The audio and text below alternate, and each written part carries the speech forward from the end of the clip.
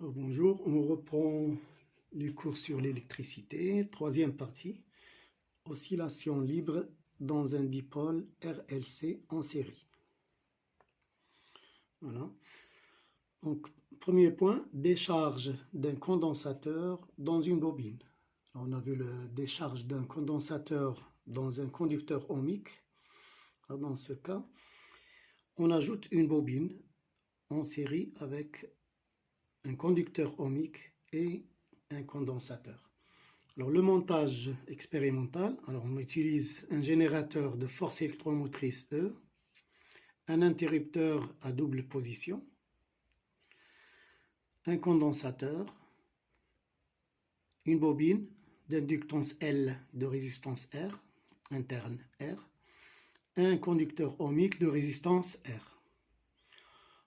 Au début, on place l'interrupteur K dans la position 1 pendant une durée suffisante pour que le condensateur soit chargé.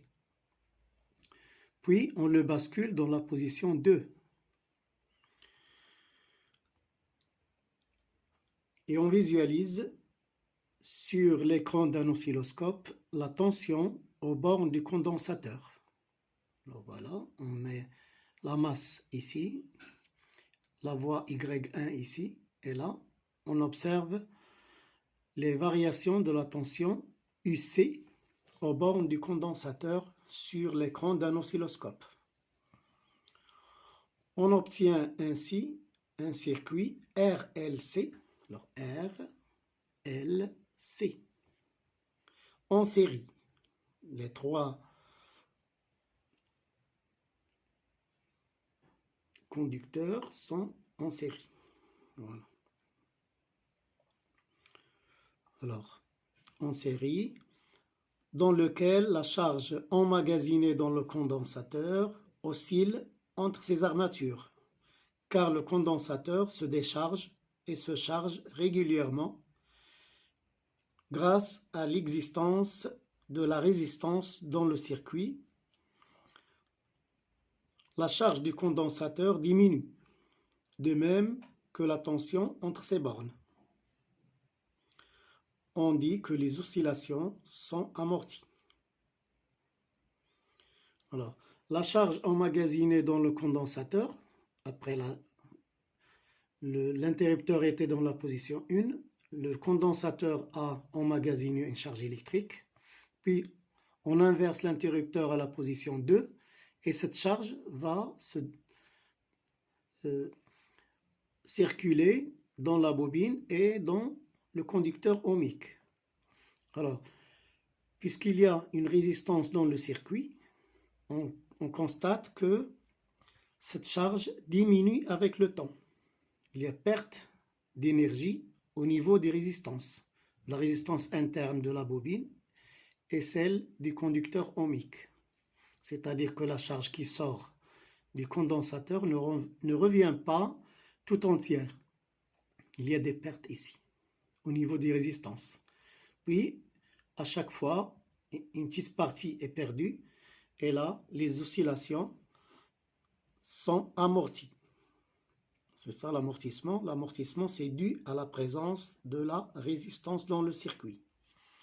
Et comme le circuit RLC ne comporte pas de générateur, puisqu'on a éliminé le générateur lorsqu'on a mis K dans la position 2, il n'y a plus de générateur. Les oscillations sont dites libres et amorties. Alors libre parce qu'il n'y a pas de générateur dans le circuit, et amorti parce que la charge du condensateur initialement emmagasinée ne revient pas tout entière à chaque fois. D'accord? Il est une petite partie est perdue au niveau des résistances à chaque fois, et ainsi de suite, jusqu'à l'annulation de la charge totale. Et comme le circuit RLC ne comporte pas de générateur, donc, on dit que les oscillations sont libres et amorties. L'amortissement est dû au fait qu'une partie de l'énergie électrique se perd sous forme de chaleur au niveau de la résistance du circuit par effet Joule. Voilà comment on explique les amortissements. On vous dira expliquer la diminution de l'amplitude de la tension UC. Eh bien, vous l'expliquerez comme ça. L'amortissement, c'est la diminution de l'amplitude de la tension UC. Elle est due au fait qu'une partie de l'énergie électrique se perd sous forme de chaleur au niveau de la résistance du circuit par effet Joule. Bien.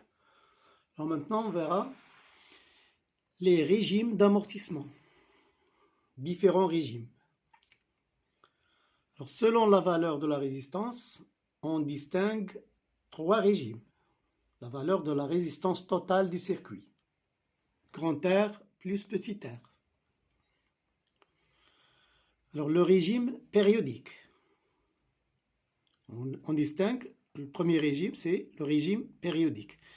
Si la résistance totale du circuit est nulle, les oscillations sont libres et non amorties. Alors voilà, nous avons dit que les amortissements sont dus à la perte d'énergie au niveau de la résistance du circuit. Si cette résistance n'existe plus, elle est nulle, il n'y a plus d'amortissement. Donc la charge du condensateur va se conserver, elle va revenir tout entière à chaque fois. Et donc pas d'amortissement si la résistance est nulle. Donc la source des amortissements, c'est la résistance. Si on annule la résistance, il y a disparition d'amortissement. Et l'amplitude de la tension UC va rester constante. D'accord? Vous voyez là, hein, il est sinusoïdal. Et à chaque fois, il revient à la même valeur. Donc, pas d'amortissement.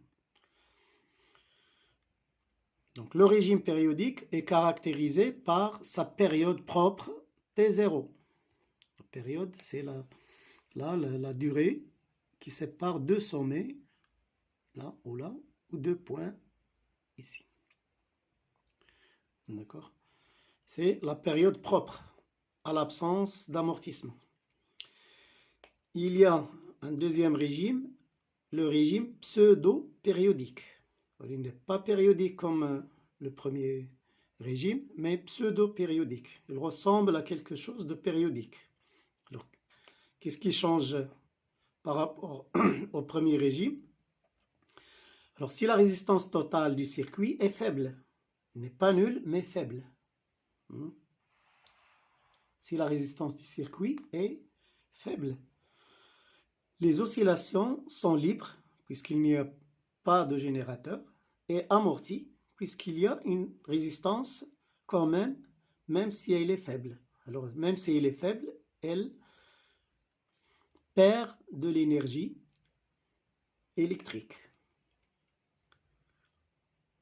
L'amplitude de la tension UC diminue progressivement jusqu'à s'annuler. Alors, c'est l'état de l'amortissement faible. Et on obtient ce cas de figure pour la tension UC. Il reste périodique, presque périodique. C'est pour cela qu'on l'appelait pseudo-périodique, shibh dawri, pseudo-périodique. Et l'amplitude diminue progressivement jusqu'à s'annuler. Vous voyez là, l'énergie électrique, elle est maximum ici. 1/2 de CUC au carré. Il est maximum ici. Mais une période plus loin, il diminue. Encore une période, il diminue encore. Et ainsi de suite, jusqu'à s'annuler. Ça, on l'appelle régime pseudo-périodique. Alors, le régime pseudo-périodique est caractérisé par la pseudo-période. Pseudo-période. Ce n'est pas la période exacte, comme la période propre, T0, mais c'est presque égal à la période T0. On considère en général que la pseudo-période T du régime pseudo-périodique est égale à la période propre T0 du régime périodique. D'accord? Donc, dans ce régime-là, le régime périodique, on a une période propre T0. Dans le régime pseudo-périodique, on a une pseudo-période T et on considère qu'ils sont égales, T0 égale à T. Voilà. Alors pour le dernier régime, le régime apériodique. Alors là, il n'est pas périodique du tout. C'est pour cela qu'on l'appelle régime apériodique.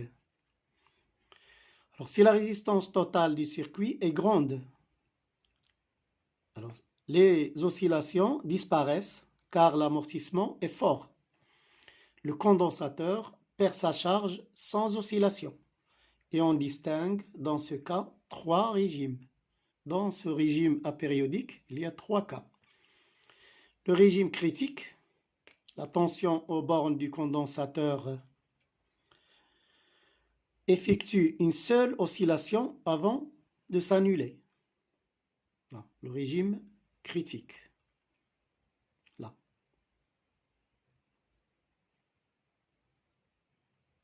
Voilà, une seule oscillation et il tend vers 0 directement. Alors, pardon. Le régime, d'abord le régime sous-critique. Le régime sous-critique, où la tension aux bornes du condensateur effectue une seule oscillation avant de s'annuler.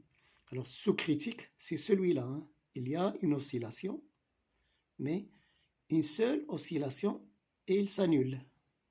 Régime sous-critique. Régime critique, la tension aux bornes du condensateur s'annule sans oscillation. Alors, il tend vers 0, comme ça. Mais il n'y a pas d'oscillation dans ce régime. Okay. Le régime surcritique. Surcritique, c'est celui-là. Il tend vers 0 plus rapidement. Il tend vers 0. Hein. La tension en borne du condensateur dure un temps très long pour s'annuler, sans oscillation. Alors, la différence entre le régime critique et surcritique, dans le régime critique, la tension s'annule rapidement. Vous voyez le temps qu'il dure avant d'aller à 0. Le régime surcritique, il passe plus de temps avant d'arriver à 0. Alors les deux, il n'y a pas d'oscillation. Ils tendent vers 0. Le régime critique, ça tend vers 0 rapidement. Le régime surcritique tend vers 0, mais dans un temps plus long.